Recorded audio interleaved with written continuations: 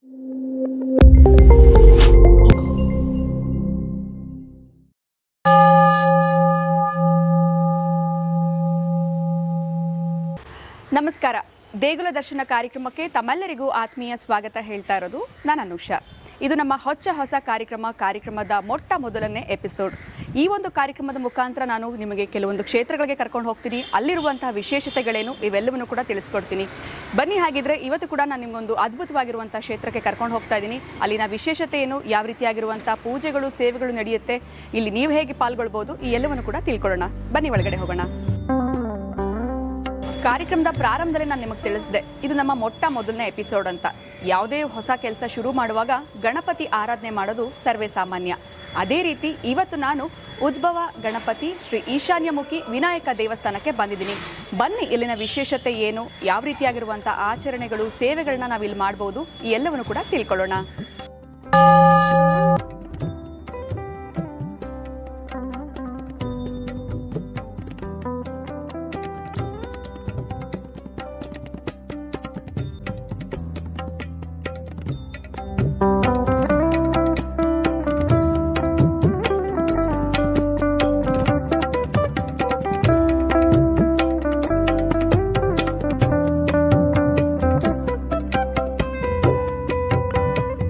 ನಮ್ಮ ಜೊತೆಲಿದ್ದಾರೆ ಶ್ರೀಯುತ ರವಿ ಶರ್ಮಾ ಗುರುಜಿಯವರು. ಗುರುಗಳನ್ನ ಕಾರ್ಯಕ್ರಮಕ್ಕೆ ಮಾಡ್ಕೊಳ್ಳೋಣ.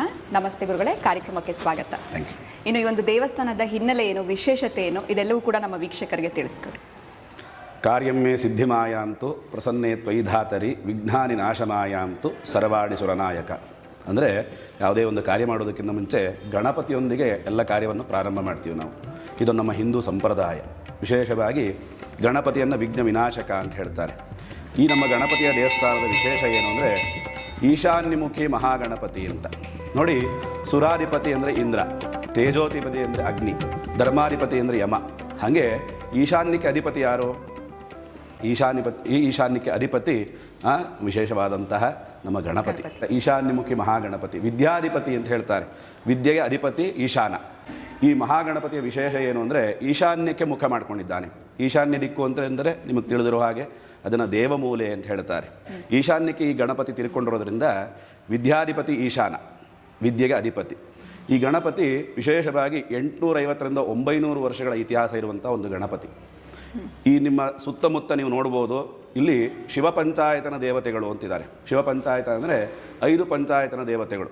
ಮೊದಲನೇದು ಗವಿಗಂಗಾಧರನಾಥ ಸ್ವಾಮಿ ಅವರ, ಅಲ್ಲಿಂದ ಬಂದರೆ ಬಂಡಿ ಮಹಾಕಾಳಿ, ಅಲ್ಲಿಂದ ಬಂದರೆ ನಿಮಗೆ ಸುಬ್ರಹ್ಮಣ್ಯ ಸ್ವಾಮಿ, ಹಾಗೆ ಮಹಾಗಣಪತಿ. ಪಂಚಾಯತನ ದೇವತೆಗಳಲ್ಲಿ ಗಣಪತಿಯೂ ಒಂದು. ಈ ಗಣಪತಿಯ ವಿಶೇಷ ಏನು ಅಂದರೆ ಇವನು ಈಶಾನ್ಯಕ್ಕೆ ಮುಖ ಮಾಡಿರೋದ್ರಿಂದ ಇಲ್ಲಿ ಹಿಂದೆ ಸಾಮಂತ ಮಹಾರಾಜರಾದಂತಹ ಕೆಂಪೇಗೌಡರು ಅವರು ಇಲ್ಲಿ ಆಳ್ವಿಕೆಯನ್ನು ಮಾಡುವಂಥ ಸಂದರ್ಭದಲ್ಲಿ ಇಲ್ಲಿ ಕೆಂಪಾಂಬುದಿ ಕೆರೆ ಅನ್ನುವಂಥದ್ದು ಏನೋ ನಿರ್ಮಾಣ ಮಾಡ್ತಾ ಇದ್ದರು. ಆ ಒಂದು ಸಂದರ್ಭದಲ್ಲಿ ಅವರ ಸಹಚರರು ಮತ್ತು ಸೈನಿಕರು ಇವರೆಲ್ಲರೂ ಕೂಡ ಇಲ್ಲಿ ಮುಂಚೆ ಬಂಡೆ ಇತ್ತಂತೆ. ಆ ಬಂಡೆಯ ಮೇಲೆ ತಮ್ಮ ಕುದುರೆಗಳನ್ನು ಕಟ್ಟಾಕಿ ವಿಶ್ರಾಂತಿಯನ್ನು ತಗೊಳ್ಳೋದು, ಇತ್ಯಾದಿಗಳ ಅಡುಗೆಗಳನ್ನು ಮಾಡ್ಕೊಳ್ಳೋದು ಇತ್ಯಾದಿಗಳನ್ನು ಈ ಜಾಗದಲ್ಲಿ ಮಾಡ್ತಾ ಇದ್ರಂತೆ. ಆ ಸಂದರ್ಭದಲ್ಲಿ ಅವರಿಗೆ ಆ ಬಂಡೆ ಮೇಲೆ ಗೋಚರವಾದಂತಹ ಗಣಪತಿ ಈ ಈಶಾನ್ಯಮುಖಿ ಗಣಪತಿ.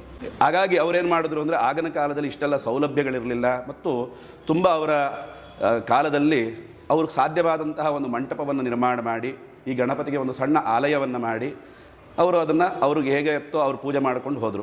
ಕಾಲಕ್ರಮೇಣ ಬೆಂಗಳೂರು ಹೇಗೆ ಅಭಿವೃದ್ಧಿ ಆಯಿತೋ ಹಾಗೆ ಇಲ್ಲಿಗೊಂದು ಸಮಿತಿ ಅನ್ನೋದು ನಿರ್ಮಾಣ ಆಗಿ ಈ ಗಣಪತಿ ಈಗ ಇಲ್ಲಿ ತನಕ ಬಂದಿದೆ. ವಿಶೇಷ ಅಂದರೆ ಈ ನಮ್ಮ ಗಣಪತಿಗೆ ದೇವಸ್ಥಾನಕ್ಕೆ ಸಂಬಂಧಪಟ್ಟಂಥದ್ದು ಹೆಚ್ಚು ಕಮ್ಮಿ 1.5 ಎಕರೆ ಅಷ್ಟು ಜಾಗ ಇದೆ ಈ ಗಣಪತಿಗೆ. ಗಣಪತಿ ಹೆಸರಲ್ಲಿ ಜಾಗ ಇದೆ, ಬೇರೆ ಯಾರ ಹೆಸರಲ್ಲೂ ಜಾಗ ಇಲ್ಲ, ಗಣಪತಿ ಹೆಸರಲ್ಲೇ ಇದೆ. ಈ ಗಣಪತಿಯಲ್ಲಿ ದೇವಸ್ಥಾನದಲ್ಲಿ ವಿಶೇಷ ಏನು ಅಂದರೆ ಗಣಪತಿಗೆ ಸಂಬಂಧಪಟ್ಟಂತಹ ಒಂದು ಕಲ್ಯಾಣ ಮಂಟಪ ಇದೆ. ದೀನದಲಿತರಿಗೆ, ಬಡವರಿಗೆ ಮತ್ತು ತುಂಬ ಹೈ ಬಜೆಟಲ್ಲಿ ಮದುವೆ ಮಾಡೋಕ್ಕಾಗದೇ ಇರುವಂಥವ್ರಿಗೆ ಸಣ್ಣ ಪ್ರಮಾಣದಲ್ಲಿ ದುಡ್ಡುಗಳನ್ನು ಕೊಟ್ಟು ಈ ಜಾಗಗಳಲ್ಲಿ ಮದುವೆಗಳನ್ನು ಮಾಡ್ಕೋತಾರೆ. ನೋಡಿ, ಇವತ್ತು ಕೂಡ ಬೇರೆ ಎಲ್ಲೂ ಫಂಕ್ಷನ್ಗಳು ನಡೀತಾ ಇಲ್ಲ, ಆದರೆ ನಮ್ಮ ಚೌಲ್ಟ್ರಿಲಿ ನಡೀತಾರೆ. ಯಾಕೆ ಅಂದರೆ ಕೈಗೆಟುಕುವಂಥ ದರದಲ್ಲಿ ಜನಕ್ಕೆ ಮಾಡಬೇಕು ಅಂದಾಗ ನಮ್ಮ ಗಣಪತಿ ನೆನಪಾಗ್ತಾನೆ, ಅವನ ಜಾಗ ನೆನಪಾಗುತ್ತೆ. ಹಾಗಾಗಿ ಪ್ರತಿಯೊಬ್ಬರಿಗೂ ಕೂಡ ಹಾಗಾಗಿ ಇಲ್ಲಿ ಈಗ ಏನೋ ಒಂದು ಧಾರ್ಮಿಕ ಕಾರ್ಯಗಳು, ಭಜನೆಗಳಾಗಿರ್ಬೋದು, ಸತ್ಸಂಗಗಳಾಗಿರ್ಬೋದು ಇತ್ಯಾದಿಗಳು, ಮದುವೆಗಳು, ಮುಂಜೆ ಇತ್ಯಾದಿಗಳು ನಡೀತಾನೆ ಇರುತ್ತೆ. ಮತ್ತು ಗಣಪತಿಗೆ ಸಂಬಂಧಪಟ್ಟಂತಹ ಒಂದು ವಿದ್ಯಾಮಂದಿರ ಇದೆ, ಅಂದರೆ ಶಾಲೆ ನಡೀತಾ ಇದೆ. ಆ ಶಾಲೆಯಲ್ಲೂ ಹೆಚ್ಚು ಕಮ್ಮಿ 600 ಮಕ್ಕಳು ವಿದ್ಯಾಭ್ಯಾಸ ಮಾಡ್ತಾ ಇದ್ದಾರೆ. ನೀವು ಬೇಕಾದ್ರೆ ಆ ಶಾಲೆಯನ್ನು ಕೂಡ ನೋಡ್ಬೋದು. ಮತ್ತು ಈ ಜಾಗ ಗಣಪತಿಗೆ ಸಂಬಂಧಪಟ್ಟಂಥ 1.5 ಎಕರೆ ಜಾಗ ಕಾಲಕ್ರಮೇಣ ಒಂದು ಸ್ವಲ್ಪ ಒತ್ತುವರಿ ಆಗಿದೆ. ಅದು ಕೂಡ ಏನೇನು ನಡಿಬೇಕೋ ಅದು ಮುಂದಿಂದು ಕಾನೂನು ಪ್ರಕಾರವಾಗಿ ನಡೀತಾ ಇದೆ. ಇದು ನಮ್ಮ ಗಣಪತಿಯ ವಿಶೇಷ. ಮತ್ತು ಇಲ್ಲಿ ಗಣಪತಿಯ ವಿಶೇಷ ಏನು ಅಂದರೆ ಈಶಾನ್ಯಮುಖಿ ಮಹಾಗಣಪತಿ ಆಗಿರೋದ್ರಿಂದ ವಿದ್ಯಾಧಿಪತಿ ಅಂತ ಆಗಲೇ ಹೇಳಿದೆ. ಯಾರಿಗೆ ಮೇಧಾಶಕ್ತಿಯ ಕೊರತೆ ಇರುತ್ತೋ, ನೆನಪಿನ ಶಕ್ತಿಯ ಕೊರತೆ ಇರುತ್ತೋ, ಎಷ್ಟು ಓದಿದ್ರೂ ಕೂಡ ತಲೆಗೆ ಹೋಗ್ತಾ ಇಲ್ಲ ಅಥವಾ ಏನೇ ಶ್ರಮ ಆಗ್ತಾ ಇದ್ರೂ ಕೂಡ ಪ್ರತಿಫಲ ಸಿಗ್ತಾ ಇಲ್ಲ ಅನ್ನೋರಿಗೆ ಈ ಗಣಪತಿಗೆ ಪ್ರತಿ ಮಂಗಳವಾರ ಗೊತ್ತಾಯ್ತಾ ಬಂದು ಗರಿಕೆಯನ್ನು ಕೊಟ್ಟು ಆಯಿತಾ ಅರ್ಚನೆ ಮಾಡಿಸೋದ್ರಿಂದ ಅಥವಾ ಪ್ರದಕ್ಷಿಣೆ ಮಾಡಿ ನಮಸ್ಕಾರ ಮಾಡೋದ್ರಿಂದ ವಿದ್ಯೆ ಅನ್ನೋದು ವೃದ್ಧಿ ಆಗುತ್ತೆ, ನೆನಪಿನ ಶಕ್ತಿ ಅನ್ನೋದು ವೃದ್ಧಿ ಆಗುತ್ತೆ. ಮತ್ತು ವಿದ್ಯಾಧನಂ ಸರ್ವಧನ ಪ್ರಧಾನಂ ಅಂತ ಹೇಳ್ತಾರೆ. ಅಂದರೆ ವಿದ್ಯೆ ಅನ್ನುವಂಥ ಧನ ನಮ್ಮ ಹತ್ರ ಇದ್ದರೆ ಬೇರೆ ಏನನ್ನು ಬೇಕಾದ್ರೂ ನಾವು ಸಂಪಾದನೆ ಮಾಡ್ಬೋದು ಅಂತ. ಹಾಗಾಗಿ ಈ ಗಣಪತಿಯ ವಿಶೇಷ ಏನು ಅಂದರೆ ಜೀವನಕ್ಕೆ ಬಹಳ ಮುಖ್ಯವಾಗಿ ಬೇಕಾಗಿರುವಂಥ ವಿದ್ಯೆಯನ್ನು ಕರುಣಿಸುವಂಥ ಗಣಪತಿಯವರು. ಹಾಗೆ ಈ ಗಣಪತಿ ದೇವಸ್ಥಾನದಲ್ಲಿ ವಿದ್ಯೆಗೆ ಸಂಬಂಧಪಟ್ಟಂಥ ಸಮಸ್ಯೆಗಳಿದ್ದವರಿಗೆ, ಅಂದರೆ ಏನೇ ಓದಿದ್ರೂ ಕೂಡ ತಲೆಗತ್ತಾ ಇಲ್ಲ ಅಥವಾ ಎಷ್ಟೇ ಓದಿದ್ರೂ ಕೂಡ ಮೇಧಾಶಕ್ತಿ ವೃದ್ಧಿ ಆಗ್ತಾ ಇಲ್ಲ, ಮತ್ತು ಎಷ್ಟೇ ಎಕ್ಸಾಮ್ ಕೆಲವರು ನೋಡಿ KS IAS ಮತ್ತು UPSC ಎಕ್ಸಾಮ್ಸ್ ಎಲ್ಲ ಬರೀತಿರ್ತಾರೆ, ಪಾಪ ರಿಸಲ್ಟ್ ಬರ್ತಾರಲ್ಲ, ಮತ್ತು ಕೆಲವರಿಗೆ CAಗೆ ಸಂಬಂಧಪಟ್ಟಂಥ ಎಕ್ಸಾಮ್ಗಳು 3-4 ಟರ್ಮ್ ಫೇಲ್ ಆಗಿರ್ತಾರೆ. ಅಂಥವರೆಲ್ಲ ಬಂದು ಇಲ್ಲಿ ಗಣಪತಿಗೆ ಬರೀ ಜಸ್ಟ್ ಒಂದು ಗರಿಕೆಯನ್ನು ಕೊಟ್ಟು 21 ಗರಿಕೆಯನ್ನು ಕೊಟ್ಟು 21 ಪ್ರದಕ್ಷಿಣೆ ಮಾಡಿ ಪ್ರಾರ್ಥನೆ ಮಾಡ್ಕೊಂಡು ಹೋದವರಿಗೆಲ್ಲ ಭಾಗಶಃ 99% ಇಲ್ಲಿ ಅವರಿಗೆಲ್ಲ ಉತ್ತಮ ಫಲಿತಾಂಶ ಬಂದು ಅವರೆಲ್ಲ ಒಳ್ಳೊಳ್ಳೆ ನೌಕರಿಯಲ್ಲಿದ್ದಾರೆ. ಈ ದೇವಸ್ಥಾನ ಇಷ್ಟೊಂದೆಲ್ಲ ಜೀರ್ಣೋದ್ಧಾರ ಆಗಿದೆ ಯಾರಿಂದ ಅಂದರೆ ಆ ವಿದ್ಯಾರ್ಥಿಗಳಿಂದನೇ. ಆ ವಿದ್ಯಾರ್ಥಿಗಳೇ ಈ ದೇವಸ್ಥಾನಕ್ಕೆ ಇಷ್ಟೊಂದೆಲ್ಲ ಸಹಾಯಗಳನ್ನು ಮಾಡಿ ಕಾಲಕ್ಕೆ ಅವ್ರು ಏನೇನು ಮಾಡಬೇಕೋ ಅದನ್ನು ಮಾಡ್ಕೊಳ್ತಾ ಇಲ್ಲಿ ತನಕ ಬಂದಿದ್ದಾರೆ. ಹಾಗಾಗಿ ಈ ಗಣಪತಿಯ ವಿಶೇಷ ಏನು ಅಂದರೆ ಬೇರೆ ಕಡೆ ಎಲ್ಲ ನಿಮಗೆ ಮದುವೆ ಆಗಿಲ್ಲ, ಮಕ್ಕಳಾಗಿಲ್ಲ ಅಥವಾ ಬೇರೆ ಬೇರೆ ದೋಷಗಳಿಗೆ ಇರುತ್ತೆ ಆಯಿತಾ. ಆದರೆ ಮನುಷ್ಯನಿಗೆ ಬಹಳ ಮುಖ್ಯವಾಗಿ ಬೇಕಾಗಿದ್ದೇ ವಿದ್ಯೆ, ಹೌದಾ. ಅದಕ್ಕೆ ಏನು ಹೇಳ್ತಾರೆ, ನಚೋರಹಾರ್ಯಂ ನಚರಾಜಹಾರ್ಯಂ ನಭ್ರಾತೃರಾಜಂ ನಚಭಾರಕಾರಿ ವ್ಯಯೇ ಕೃತೆ ವರ್ಧತ ಏವ ನಿತ್ಯಂ ವಿದ್ಯಾಧನಂ ಸರ್ವಧನ ಪ್ರಧಾನಂ ಅಂತ ಹೇಳ್ತಾರೆ. ದೀಪ ಮತ್ತು ವಿದ್ಯೆ ಒಬ್ಬರಿಂದ ಒಬ್ಬರಿಗೆ ಹಂಚಿದಷ್ಟು ವೃದ್ಧಿ ಆಗ್ತಾ ಹೋಗುತ್ತೆ, ಹೌದಾ. ಬೆಳಕು ಒಬ್ಬರಿಂದ ಒಬ್ಬರಿಗೆ ಹೇಗೆ ಹಚ್ಚುತ್ತಾ ಹೋದಷ್ಟು ದೀಪಗಳ ಹಣತೆಗಳು ಹೇಗೆ ಪ್ರಕಾಶಮಾನವಾಗಿ ಬೆಳೀತಾ ಹೋಗುತ್ತೋ ಹಾಗೆ ವಿದ್ಯೆನೂ ಅಷ್ಟೇ ಒಬ್ಬರಿಂದ ಒಬ್ರಿಗೆ ಹಂಚೋದ್ರಿಂದ ಅದು ಬೆಳೀತಾ ಹೋಗುತ್ತೆ. ಹಾಗಾಗಿ ಈ ಗಣಪತಿಯ ವಿಶೇಷ ಏನು ಅಂದರೆ ವಿದ್ಯೆಯೇ ವಿಶೇಷ, ಬೇರೆ ಏನೂ ವಿಶೇಷ ಬೇರೆ ಏನು ವಿಶೇಷ ಇಲ್ಲ ಇಲ್ಲಿ, ಗೊತ್ತಾಯ್ತಾ. ಹಾಗೆ ಈ ಗಣಪತಿಗೆ ಅದರದೇ ಆದಂಥ ನಿತ್ಯ ಸೇವಾ ಕೈಂಕರ್ಯಗಳು ನಡೀತಾ ಬರುತ್ತೆ. ನಿತ್ಯ ದೇವರಿಗೆ ಫಲಪಂಚಾಮೃತಾಭಿಷೇಕ, ಏಕವಾರ ರುದ್ರಾಭಿಷೇಕ ಮತ್ತು ಸಂಕಷ್ಟಹರ ಚತುರ್ಥಿಯಲ್ಲಿ ಮಾಮೂಲಿ ಸಂಕಷ್ಟಿ ಪೂಜೆ, ನವನೀತ ಅಲಂಕಾರ, ಬೆಣ್ಣೆ ಅಲಂಕಾರಗಳು, ಕಡಬಿನ ಅಲಂಕಾರ ಸೇವೆಗಳು ಇತ್ಯಾದಿಗಳಿಗೆ ಗಣಪತಿಗೆ ನಿರಂತರವಾಗಿ ನಡೀತಾ ಬರುತ್ತೆ. ಪ್ರತಿ ಷಷ್ಠಿ ಪೂಜೆ ನಡೆಯುತ್ತೆ. ಹಾಗೆ ಪ್ರತಿ ಹುಣ್ಣಿಮೆಯಲ್ಲಿ ಸತ್ಯನಾರಾಯಣ ವ್ರತಗಳು ನಡೆಯುತ್ತೆ. ಹಾಗೆ ಪ್ರತಿ ವರ್ಷದ ವಾರ್ಷಿಕೋತ್ಸವದಲ್ಲಿ ಇಲ್ಲಿ ನವಚಂಡಿಕಾಯಾಗ ಅಥವಾ ಚಂಡಿ ಹೋಮಗಳು ಈ ಜಾಗದಲ್ಲಿ ನಿರಂತರವಾಗಿ ನಡೀತಾ ಬರ್ತಾ ಇದೆ. ಅದನ್ನು ಬಿಟ್ಟು ಗಣಪತಿಗೆ ಅವರವರ ಮನಸ್ಸಿನ ಕಾಮನೆಗಳು ಈಡೇರಲಿ ಅಂತ ಹೇಳಿ ಕೆಲವರೆಲ್ಲ 108 ತೆಂಗಿನಕಾಯಿ, 21 ತೆಂಗಿನಕಾಯಿ, ಅದು ಅವರ ಭಕ್ತಿ. ನಾವು ಇಂಥದ್ದು ಮಾಡಿ ಅಂತ ಯಾರಿಗೂ ನಿರ್ದಿಷ್ಟವಾಗಿ ಯಾವುದನ್ನು ಹೇಳಿಲ್ಲ.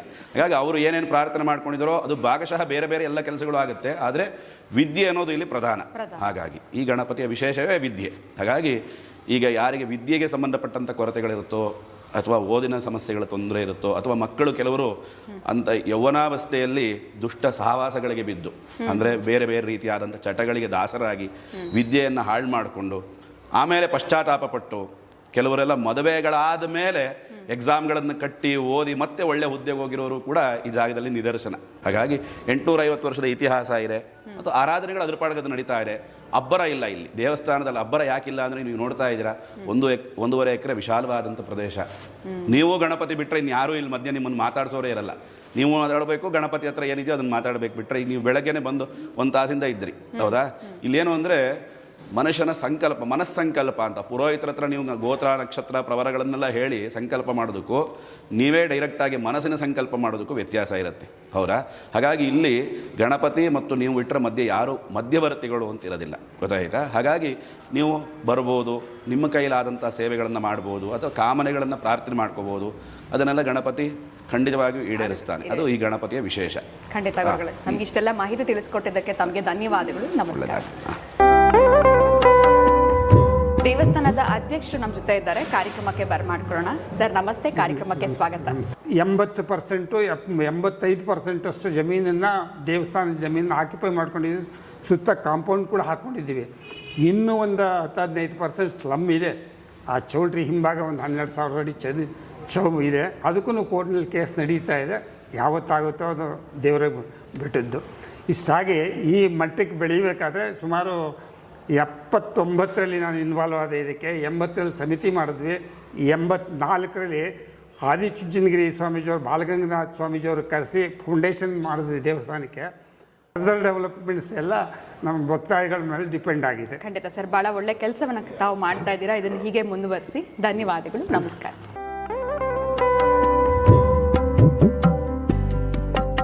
ಇವತ್ತಿನ ದೇಗುಲ ದರ್ಶನ ಕಾರ್ಯಕ್ರಮವನ್ನು ಮುಗಿಸುವಂಥ ಸಮಯ ಆಗಿದೆ. ಮುಂದಿನ ಕಾರ್ಯಕ್ರಮದಲ್ಲಿ ಭೇಟಿ ಮಾಡ್ತೀನಿ. ನಮಸ್ಕಾರ.